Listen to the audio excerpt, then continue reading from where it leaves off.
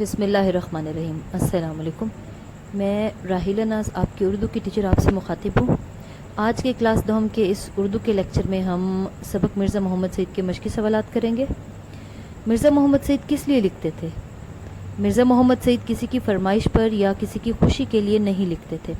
مرزا صاحب پیسے کے لیے بھی نہیں لکھتے تھے۔ ستائش کی تمنا اور سیلے کی پرواہ سے بے نیاز ہو کر صرف اپنی تسکین کے لیے لکھتے تھے۔ کام کرتے تھے صرف اس لیے کہ ان کا کام کرنے کو جی چاہتا تھا۔ لاہور کے پبلشروں کے ساتھ مرزا صاحب کا رویہ کیسا تھا؟ لاہور کے اکثر پبلشروں نے مرزا صاحب کو بڑی بڑی رقم دے کر کتابیں لکھوانا چاہی، مگر مرزا صاحب نے انہیں ایک لفظ بھی نہ لکھ کر دیا۔ اسی طرح لاہور کے ایک پبلشر مصنف کو ساتھ لے کر آئے اور 1000 روپے پر ناول لکھنے کی پیشکش کی، مگر مرزا صاحب نے ان کو کہا کہ آپ میرے ناول کے 5000 دیں یا 10,000 دیں، مجھے یہ منظور نہیں کہ جو کام میں کر رہا ہوں اسے چھوڑ کر آپ کے لیے ناول لکھوں۔ مرزا صاحب کی مارکت الارا کتاب کا نام اور مرتبہ بیان کیجیے۔ مرزا صاحب کی مارکت الارا کتاب کا نام مذہب اور باطنیت ہے۔ یہ کتاب ان کا ایک ایسا علمی کارنامہ ہے کہ اگر اردو کی 100 عمدہ کتابیں چھانٹی جائیں تو ان میں مذہب اور باطنیت کو ضرور شامل کرنا پڑے گا۔ مرزا صاحب کی کن 2 قومی شخصیات سے عزیز داری تھی؟ مرزا صاحب کی 2 قومی شخصیات سر سید احمد خان اور منشی ذکا اللہ سے عزیز داری تھی۔ علامہ اقبال ان کے استاد بھی تھے۔ مرزا صاحب نے کس کالج میں تدریس کے فرائض سر انجام دیے؟ سال 2 سال علی گڑھ کالج میں پڑھایا، اس کے بعد گورنمنٹ کالج لاہور میں بھی پڑھایا، وہاں آپ انگریزی کے پروفیسر تھے۔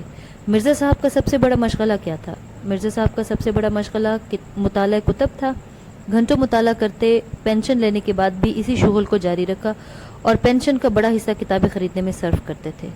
مصنف کے پروگرام دانش کدہ میں شرکت کی درخواست پر مرزا صاحب نے کیا جواب دیا؟ مصنف کے پروگرام دانش کدہ میں شرکت کی درخواست پر مرزا صاحب نے فرمایا، آدمی شہرت کے لیے کوئی کام کرتا ہے یا دولت کے لیے کوئی کام کرتا ہے؟ اب مجھے نہ دولت کی ضرورت ہے اور نہ شہرت کی۔ مصنف نے بہت اصرار کیا، مگر مرزا صاحب جو ایک دفعہ کہہ دیتے تھے پھر اس سے منہ نہ پھیرتے۔ مرزا محمد سعید کا حلیہ بیان کیجیے۔ گہرا ڈیل یعنی دبلے پتلے سے، اجلا رنگ کشادہ پیشانی، گھنی بھووں کے سائے میں روشن آنکھیں، رخساروں کی ہڈیاں ابھری ہوئی، کترواں مونچھیں، ہنستے تو سامنے کے 2-4 دانت ٹوٹے ہوئے نظر آتے مگر برے نہ لگتے تھے، داڑھی منڈی ہوئی اور دھان پان سے آدمی تھے۔ مرزا صاحب کے دونوں ناولوں کے نام تحریر کریں۔ مرزا صاحب کے دونوں ناولوں کے نام یاسمین اور خواب ہستی ہیں۔ پطرس بخاری سے مرزا صاحب کے تعلق کو اپنے الفاظ میں بیان کریں۔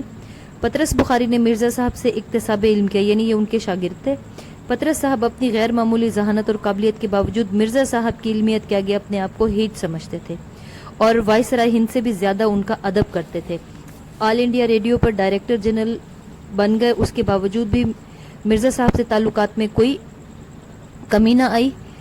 عالم کی موت عالم کی موت ہوتی ہے، اس جملے کا مفہوم واضح کریں۔ اس جملے کا مفہوم یہ ہے کہ عالم کے پاس علم کی ایک بڑی دولت ہوتی ہے، عالم کی وفات کے ساتھ اس کے ذہن و قلب میں محفوظ علمی خزانہ بھی دفن ہو جاتا ہے، اس لیے مصنف نے کہا ہے کہ عالم کی موت عالم کی موت ہوتی ہے۔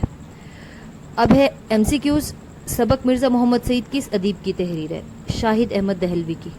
مرزا محمد سعید کی عزیزداری کس شخصیت سے تھی؟ سر سید احمد خان سے۔ مرزا محمد سعید کے بقول انسان کس لیے کام کرتا ہے؟ شہرت اور دولت کے لیے۔ مرزا محمد سعید نے گورنمنٹ کالج لاہور سے کون سی سند لی؟ MA انگریزی ادب کی۔ محمود نظامی کے مقالے کے بعد مرزا محمد سعید پر کس نے تنقید کی؟ فیض احمد فیض نے۔ پروگرام دانش کدہ میں کتنے دانشور بلائے جاتے تھے؟ 4۔ مرزا صاحب پینشن کا بڑا حصہ صرف کر دیتے تھے، کتابیں خریدنے پر صرف کر دیتے تھے۔ مرزا صاحب الفاظ و تراکیب کی وضاحت۔ معنی: سانحہ ارتحال، موت کا حادثہ، سناونی موت کی خبر، ایکائکی اچانک، بے مزد بغیر قیمت کے، متمول مالدار، قرابت داری رشتہ داری، ہیچ سمجھنا، کم تر سمجھنا یا کم سمجھنا، شدہ ہوتے ہوتے، کروفٹ ٹھاٹ پاٹ یا شان و شوکت، قلب مطمئنہ دل کا اطمینان، عرض مدعا بات کرنے کا مقصد، متبسم مسکرانا، راشا ہاتھوں پر کپ کپی طاری ہونا، جامع العلوم ایسی ہستی جو بہت سے علوم کو جانتی ہو۔ اب اعراب لگانے ہیں ہم نے۔ ارتحال، ارتحال ہے پہلا لفظ، شعار شین کے نیچے زیر اور عین کے اوپر زبر، متمول ہے تیسرا لفظ، متمول، ساکت، مباحثے، متبسم، قدری اور راشا۔ اب ہے درست اور غلط کی نشاندہی کرنی ہے۔ مرزا محمد سعید کی موت کی خبر پڑھ کر دل دھک سے رہ گیا، غلط۔ مرزا صاحب پبلک پلیٹ فارم پر آنے سے گھبراتے نہیں تھے، غلط۔ مرزا صاحب ٹھنڈے مزاج کے آدمی تھے، درست۔ مرزا صاحب جو کہہ دیتے اس سے کبھی نہ پھرتے تھے، درست۔